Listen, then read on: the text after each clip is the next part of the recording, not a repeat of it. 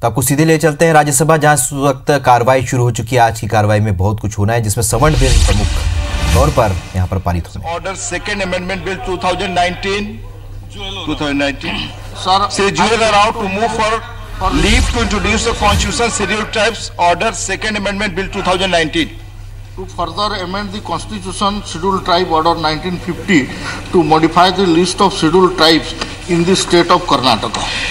The question is that leave be granted to introduce the bill.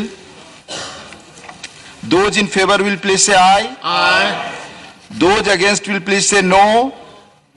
I think the ayes have it, the ayes have it, the ayes have it. Sir, I introduce the bill.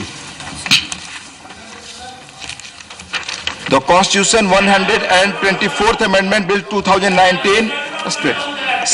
Sri Thawar Chand Gehlot to move a motion for consideration of the Constitution 124th Amendment Bill 2019. सभापति महोदय,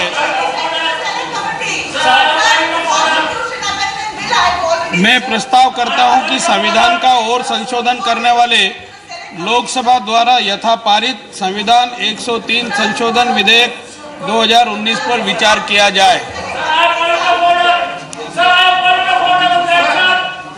The motion moved.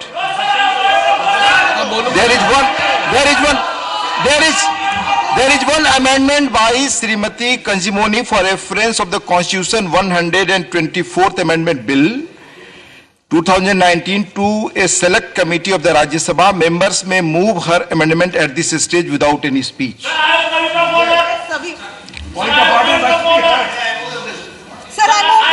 The motion for consideration of the Constitution 124th Amendment Bill 2019 as passed by Lok Sabha and the amendment moved thereto are now open for discussion.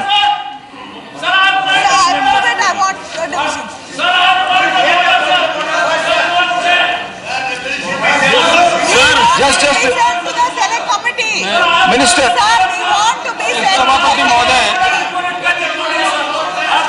सभापति महोदय, wait, listen after his speech, please.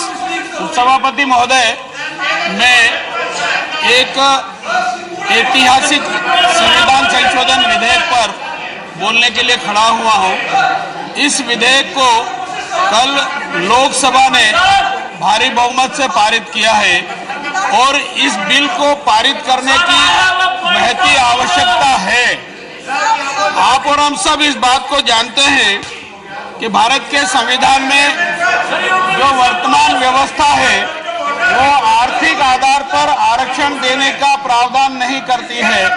इस कारण से सामान्य वर्ग के बहुत सारे ऐसे गरीब तबके के लोगों को सरकार की सेवाओं का और अन्य प्रकार की सेवाओं का लाभ नहीं मिल पा रहा है।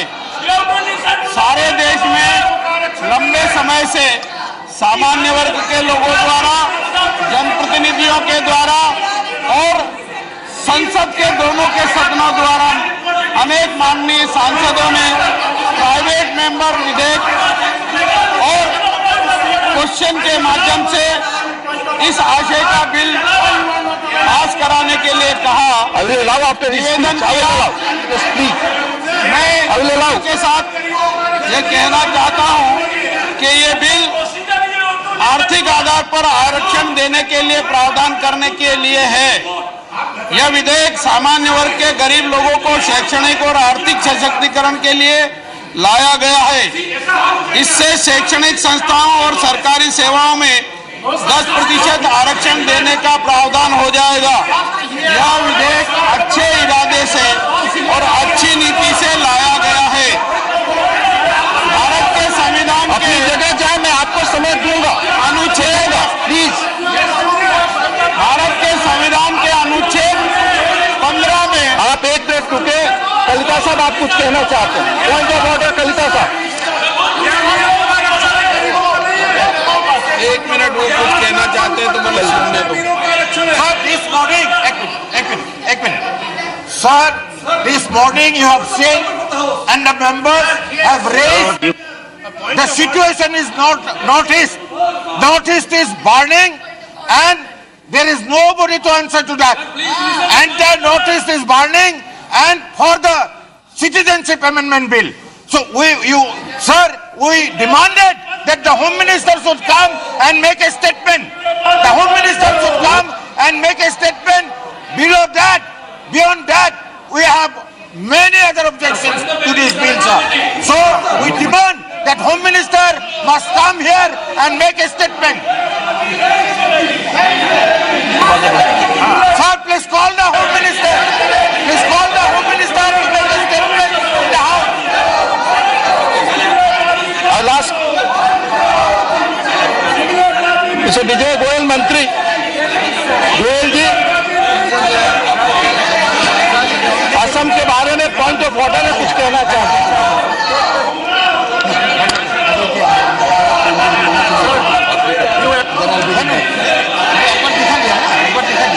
Once you have done it, we will not continue.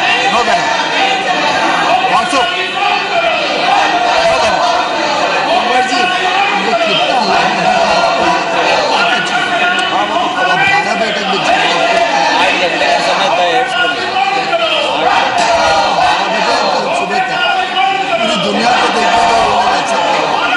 बोलने के लिए आपके बात को बोलने के लिए बोल रहे। कविता साहब, अपने लोगों को बैठाइए, हम माननीय मंत्री को कह रहे हैं, वो आपका जवाब देंगे।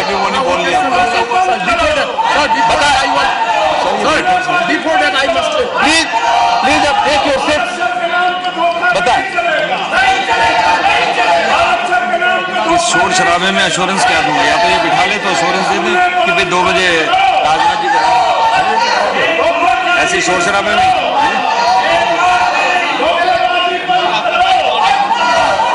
कांग्रेस लड़ जाएगी तो आउट चल जाएगा।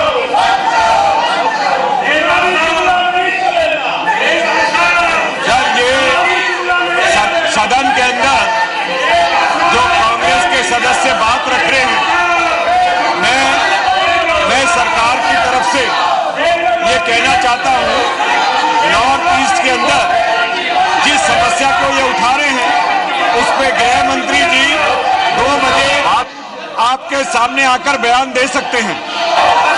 गृह मंत्री जी 2 बजे बयान दे सकते हैं। कृपया आप अपनी सीट पर जाइए और जो इतना महत्वपूर्ण बिल है उस पर चर्चा आरंभ होने दीजिए। माननीय मंत्री जी अपना भाषण। माननीय उपसभापति महोदय, जैसा मैंने बताया कि ये सामान्य वर्ग के ऐसे गरीब लोगों के शैक्षणिक और रोजगार संबंधी सशक्तिकरण के संबंध में संशोधन बिल है। जो संशोधन में किया जा रहा है उसके बारे में मैं निवेदन करना चाहता हूं। भारत के संविधान के आर्टिकल 15 में एक सब आर्टिकल 6 जोड़ा जा रहा है और इसी प्रकार से संविधान के अनुच्छेद 16 में एक अतिरिक्त सब आर्टिकल 6 जोड़ा जा रहा है। वर्तमान में जो प्रावधान है उसकी जानकारी मैं पढ़ करके सुनाना चाहता हूं। संविधान के अनुच्छेद 15 में खंड 5 के पश्चात निम्नलिखित खंड अंतः स्थापित किया जाएगा, अर्थात 6 इस अनुच्छेद या अनुच्छेद 19 के खंड 1 के उपखंड 6 या अनुच्छेद 29 के खंड 2 की कोई बात राज्य को खंड 4 और खंड 5 में उल्लिखित वर्गों से भिन्न नागरिकों के आर्थिक रूप से दुर्बल किन्हीं वर्गों की उन्नति के लिए कोई भी विशेष उपबंध करने से निवारित नहीं करेगी और खंड 4 और खंड 5 में उल्लिखित वर्गों से भिन्न नागरिकों के आर्थिक रूप से दुर्बल किन्हीं वर्गों की उन्नति के लिए कोई भी विशेष उपबंध करने से वहां निवारित नहीं करेगी, जहां तक ऐसे उपबंध ऐसी शैक्षणिक संस्थाओं में जिसके अंतर्गत अनुच्छेद 30 मैं आग्रह करता हूं अपनी जगह जाए और ये बहस होने दें। ये महत्वपूर्ण बिल है, पूरा देश देख रहा है। शैक्षणिक संस्थाएं भी है, चाहे वे राज्य द्वारा सहायता पाने वाली है या सहायता नहीं पाने वाली है, संबंधित है। जो आरक्षण की कोई चीज रिकॉर्ड पर नहीं जा रही है। आरक्षण सिवाय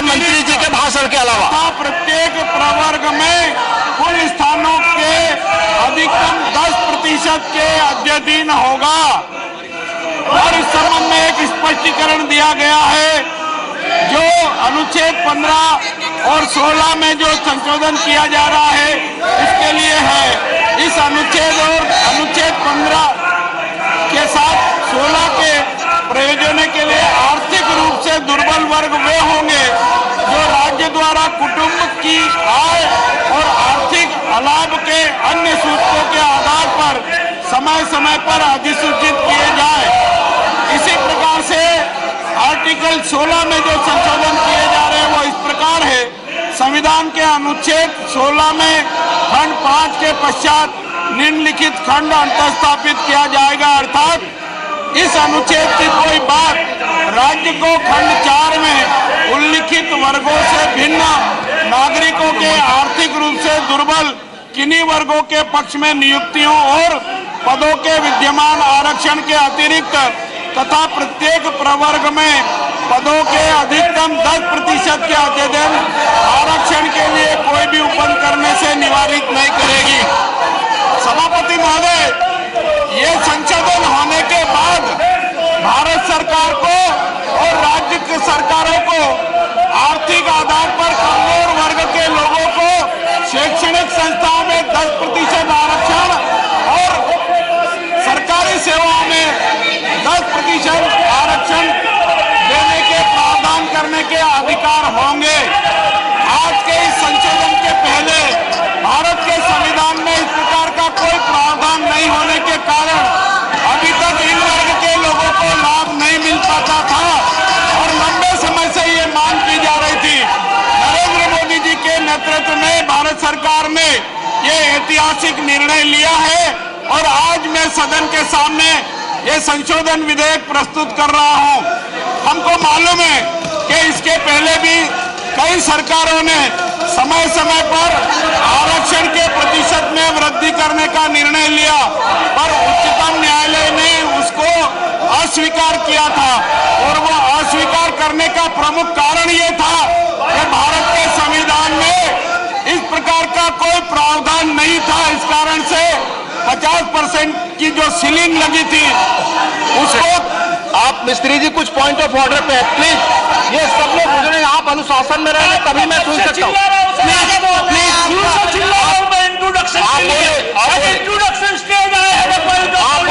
पॉइंट ऑफ ऑर्डर पे हैं,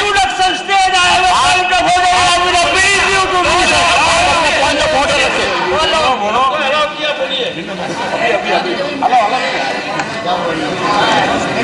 नहीं, गलत बात है। पॉइंट ऑफ ऑर्डर में नहीं अलाउ करते। Sir, I draw your attention to this bill. This bill has come as a supplementary business today only and in this afternoon.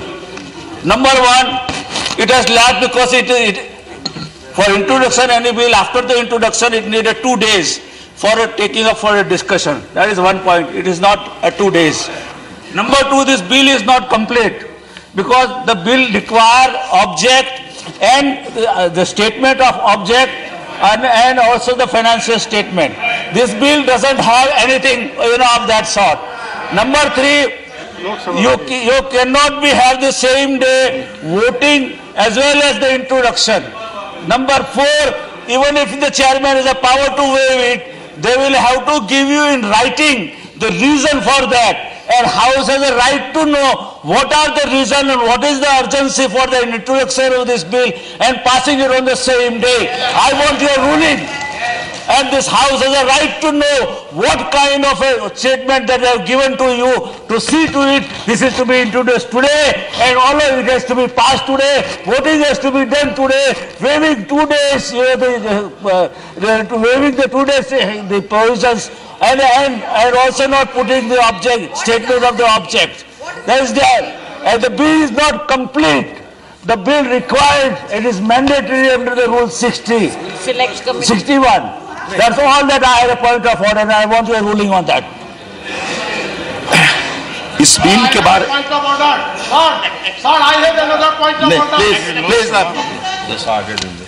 Sir, मैं समझता हूं कि आज भी जो विपक्षी दलों के साथ बैठक हुई और लोकसभा के अंदर भी जो सारी कार्रवाई हुई इस कॉन्स्टिट्यूशन अमेंडमेंट 124 बिल को लेकर, जिसमें सरकार 10% आरक्षण आर्थिक आधार पर दे रही है, उसके बाद ये सहमति बनी कि 8 घंटे इसके ऊपर चर्चा होगी। अब मैं नहीं समझता हूं कि जब चेयरमैन को ये अधिकार है किसी भी चीज को वेव करने के, सदन को चलाने के लिए, तब विपक्षी पार्टियां और खासतौर से कांग्रेस इस तरह के टेक्निकल इश्यूज को उठाकर इस बिल को रोकने की कोशिश करे, जबकि मुझे पूरा करने दीजिए साहब। जबकि लोकसभा के अंदर और स्वयं प्रधानमंत्री मोदी ने सभी सांसदों का इस बात के लिए धन्यवाद किया है कि आपने इस बिल को पारित किया है, क्योंकि ये बहुत समय से लंबित था इसके ऊपर कार्रवाई होनी। तो मेरा ये कहना है, ये तकनीकी तौर पर इशू उठाकर सदन का समय खराब कर और आप इसका अप्रत्यक्ष रूप से अगर विरोध कर रहे हैं तो बात अलग है, वरना इसके ऊपर चर्चा शुरू करिए। बिल इंट्रोड्यूस हो चुका है और सरकार चाहती है इसको पास करने के लिए। आनंद जी, एक चीज उपसभापति महोदय मैं स्पष्ट करना चाहता हूं अपने दल की तरफ से।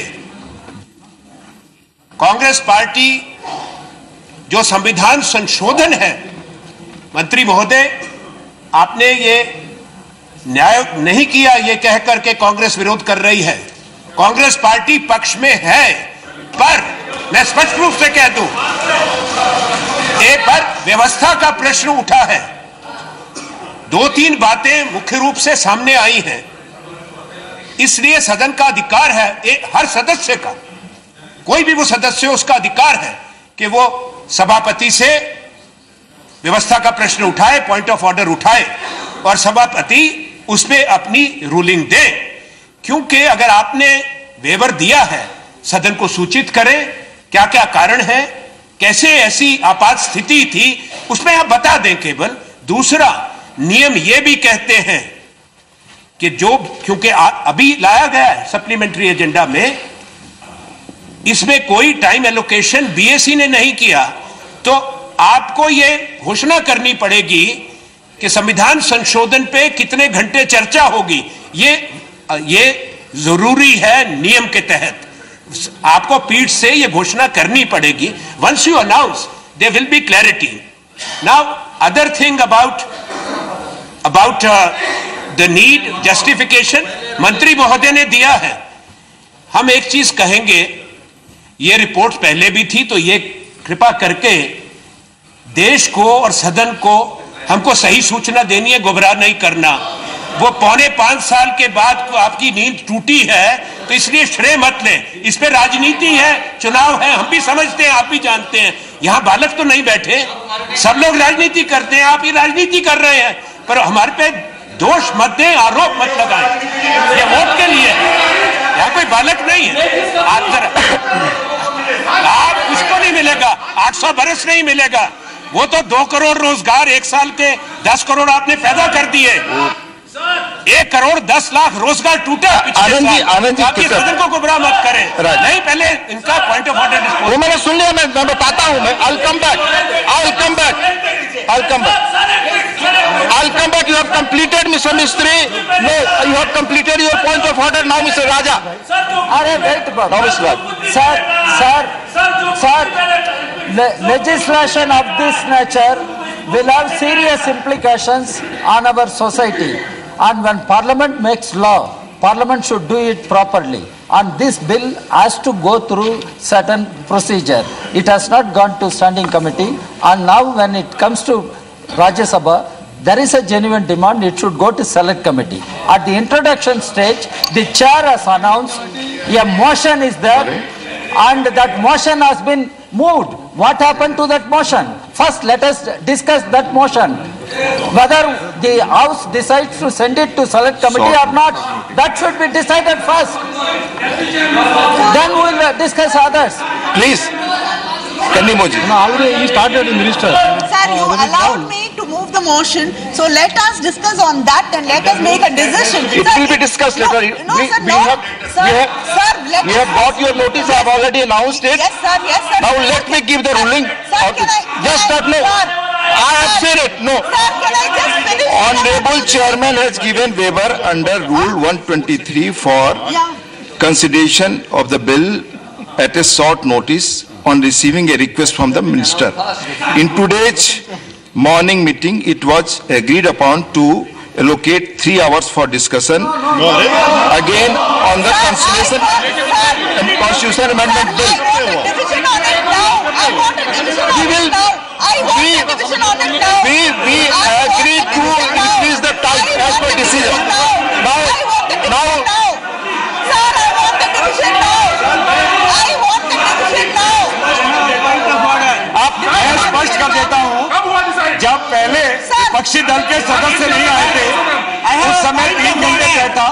जब सारे विपक्षी दल आ गए तो मिलकर ये तय किया गया कि इसके ऊपर 8 घंटे बहस होगी। 8 घंटे की बहस है। 8 घंटे की बहस है। ये सूचना जो विपक्ष और सरकार के बीच हुई बातचीत में तय हुआ वो मैं आपको सूचित कर रहा हूँ। अब मंत्री जी अपनी बात आप पूरी करें। सभापति महोदय, मैं ये बात बता चुका हूँ कि इस देश के सामान्य वर्ग के आर्थिक दृष्टि से कमजोर वर्ग को शैक्षणिक संस्थाओं में और भारत सरकार और राज्य सरकार की सेवाओं में 10% आरक्षण देने की दृष्टि से इस बात को ध्यान में रख करके बात पूरा होने दीजिए, मैं आपको समय दूंगा। ये बात पूरा होने दीजिए, मैं समय दूंगा। जहाँ साहब please let the minister complete. I give time to you. संशोधन किए जा रहे हैं और ये संशोधन इसलिए आवश्यक थे कि सामान्य वर्ग के गरीब तबके के लोग हमेशा ये कहते रहते थे कि आखिर हमने सामान्य वर्ग में जन्म लिया तो कोई गुनाह नहीं किया है। हमारी भिन्न भिन्न कारणों से आर्थिक स्थिति अत्यधिक कमजोर है और भारत सरकार हो या राज्य सरकार हो या अन्य किसी प्रकार की कोई योजनाएं हैं उसका लाभ हमको नहीं मिल पाता है। मैं समय दूंगा होने के बाद। मैं आग्रह करता हूं अपनी जगह बैठे। हम पिछड़े हुए हैं। मैं आपको मिस्त्री सुन चुका हूँ। कविता साहब परिवार के हो गए हैं। हमको भी आनंद जी जो भी समय आपने मांगा मैंने आपको दिया। आप आग्रह करूंगा कृपया का लाभ मिलना मंत्री जी को अपनी बात पूरी करने दें, इसके बाद ही मैं लिया है सोचूंगा। और ये निर्णय कोई जल्दबाजी में नहीं लिया है, अच्छी नीति से लिया है, अच्छे इरादे से लिया है, अच्छे सोच को लेकर के लिया है और उन लाखों करोड़ों सामान्य वर्ग के गरीब परिवारों के आर्थिक और शैक्षणिक सशक्तिकरण के लिए लिया है